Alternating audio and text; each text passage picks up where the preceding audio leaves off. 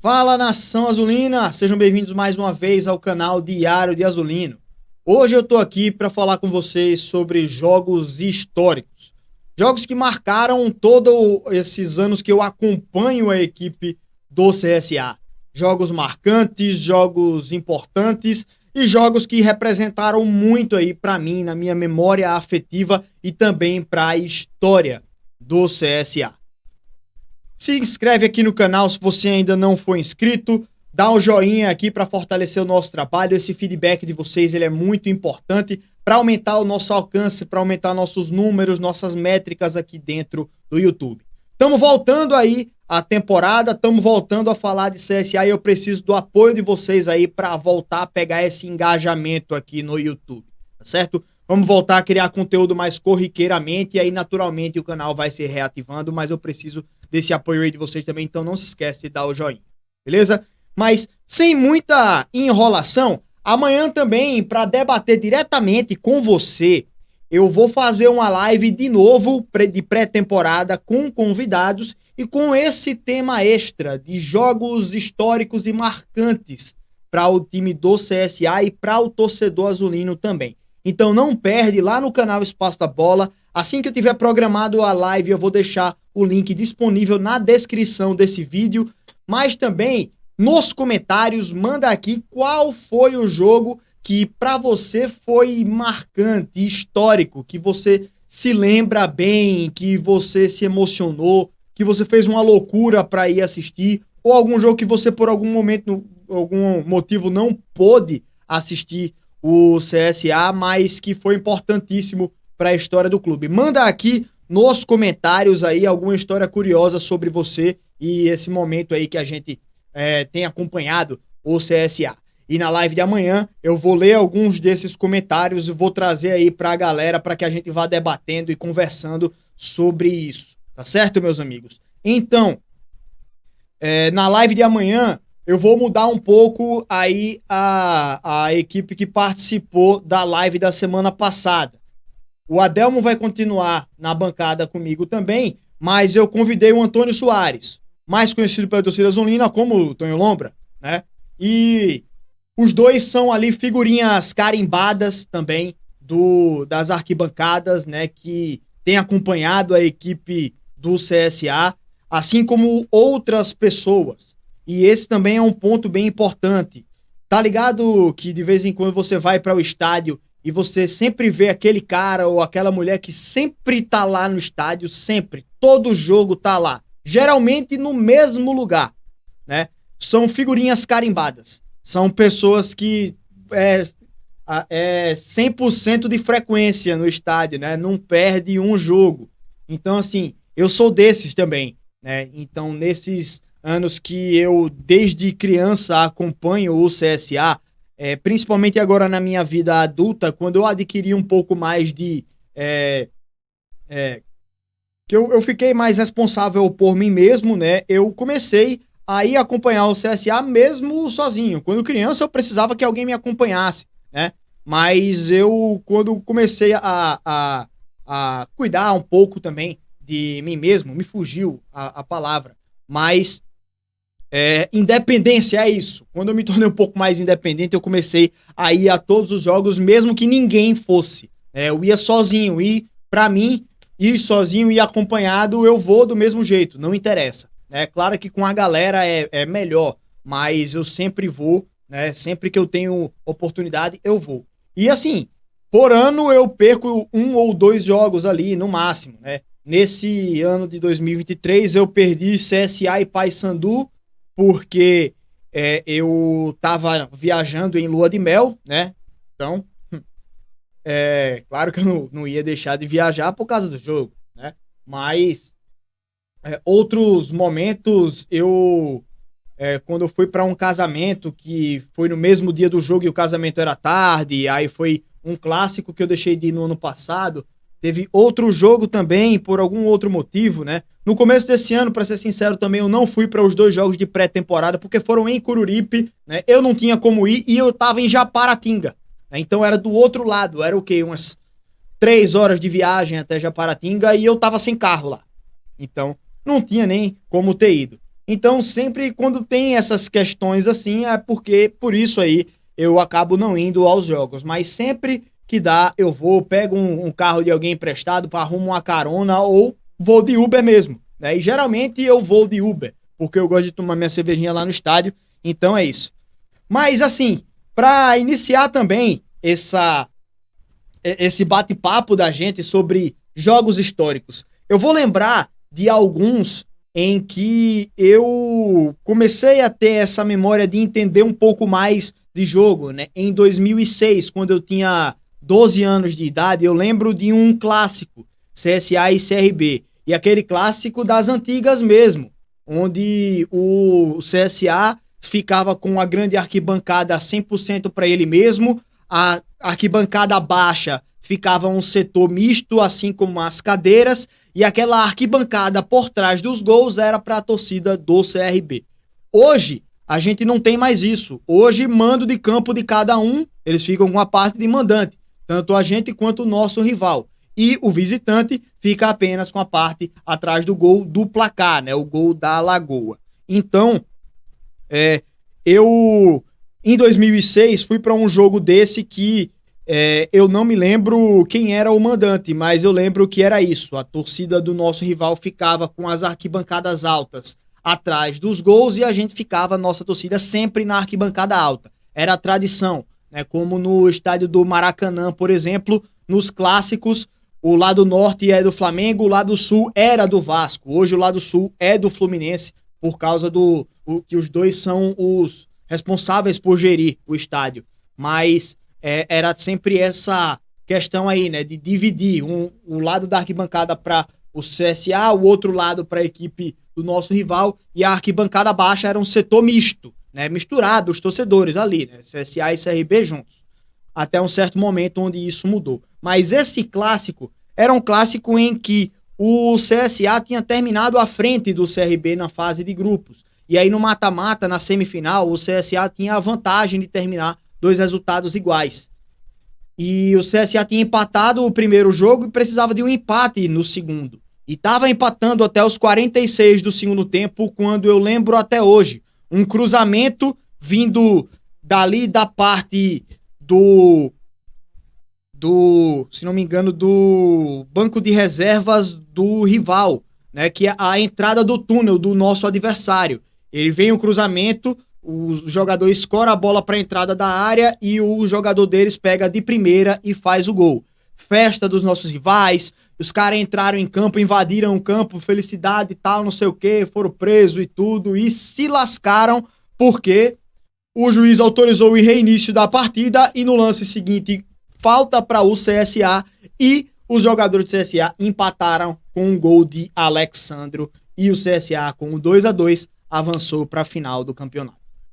Ou a final do segundo turno, não estou lembrado exatamente agora, mas eu lembro muito bem desses dois gols e que classificaram a equipe do CSA. No final, pancadaria, os jogadores do CRB foram para cima do árbitro, né? Eu lembro tem um vídeo no YouTube, é só vocês pesquisarem aqui, CSA 2, CRB 2, 2006, né? Vocês vão ver o vídeo desse momento aí e foi uma maluquice. A torcida do CSA fazendo a festa, os jogadores do CSA fazendo festa com a torcida e a torcida do nosso rival caladinha na deles e os jogadores com raivinha brigando com o árbitro e apanhando da polícia. Brincadeira, mas esse eu acho que foi o primeiro jogo que pra mim foi histórico, sabe, na minha vida de arquibancada. Outro também foi a final de 2008, onde o time do CSA enfrentou o Asa na final do segundo turno, e o Asa já tinha ganho o primeiro turno. E aí eu lembro muito bem que nós fomos para a final do segundo turno contra o Asa e precisávamos ganhar a final do segundo turno para ir para a final do campeonato contra o Asa de novo. 4 confrontos. Eu fui para os 4, tinha 14 anos, mas jogamos a primeira partida dentro de casa e vencemos por 3-0.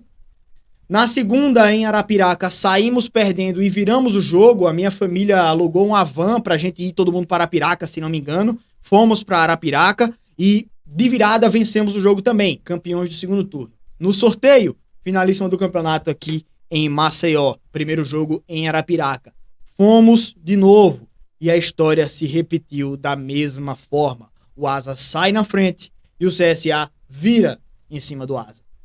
No jogo de volta, CSA abre o placar, toma uma virada e aquele gol do Giancarlo de falta dá o título para a equipe do CSA em 2008.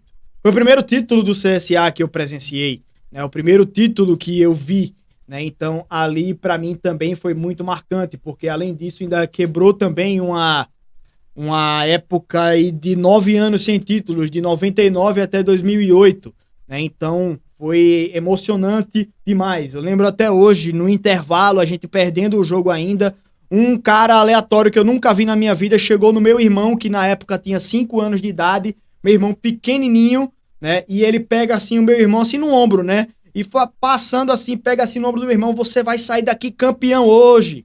E passa e vai embora. E eu não me lembro do rosto desse cara até hoje. Então, assim, é interessante como esses jogos históricos a gente lembra de alguns detalhes simples e aleatórios que marcam mesmo, né, velho? Então, pra mim também esse ano foi sensacional. É claro que ao longo do tempo a gente vai ter várias partidas que foram sensacionais, né, para nossa memória afetiva, como a gente ter eliminado o Santos lá dentro na Vila Belmiro. Se eu tivesse visto isso aqui em Maceió, né, se o jogo de volta fosse aqui em Maceió, eu tinha ficado maluco.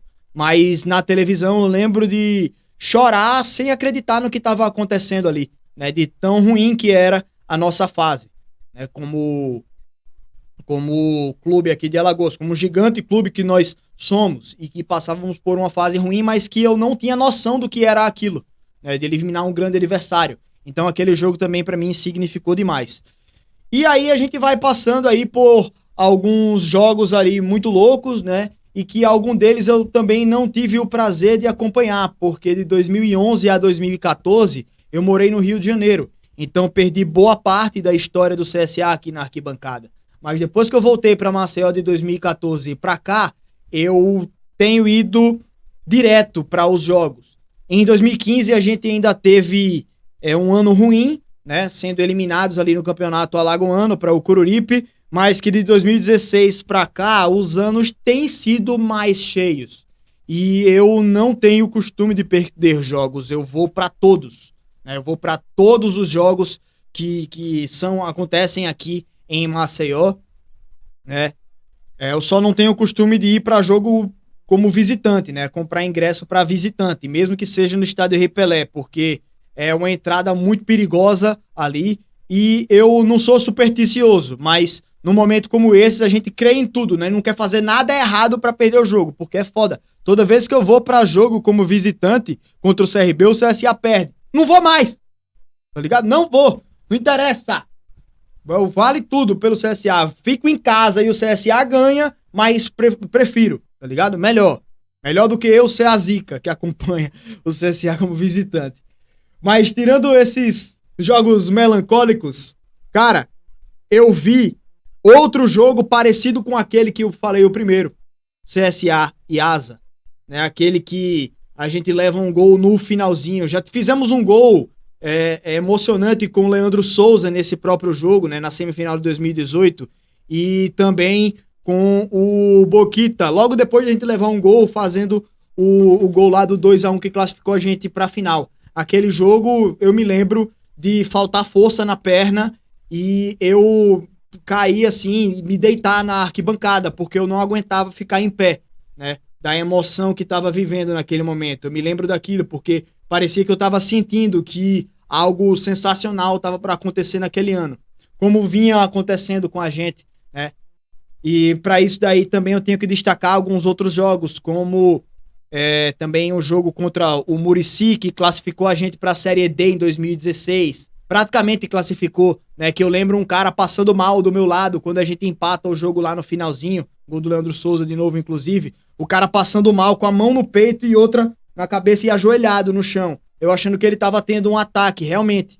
Na hora, no momento da vibração, meio que eu dei uma acalmada pra ver como o cara tava. E quando eu vi que ele respondeu, falou comigo que tava bem, pegou na minha mão e ficou um pouco lá, eu percebi que ele tava tendo um momento pra ele ali. E depois o cara tava pulando, feliz da vida.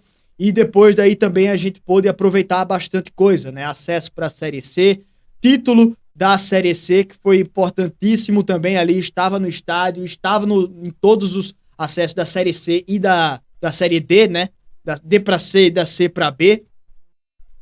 E não fui ali para o jogo do título do Campeonato Alagoano.